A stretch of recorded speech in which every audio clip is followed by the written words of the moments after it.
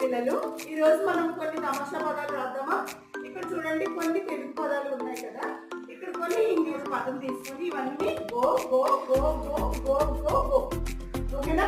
ఇక్కడ చూడండి ఆవు, దానికి ఇంకొక పదం గోతో మొదలయ్యేది. వెరీ గుడ్, గోవు. చూడండి ఓ నది, గోతో మొదలయ్యే నది.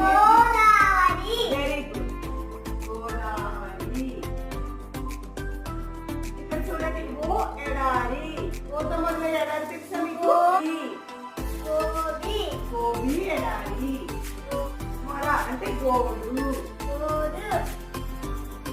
నఖం గోరు. ఓ రాష్ట్రం, గోతో మొదలయ్యే రాష్ట్రం ఏది? గోవా.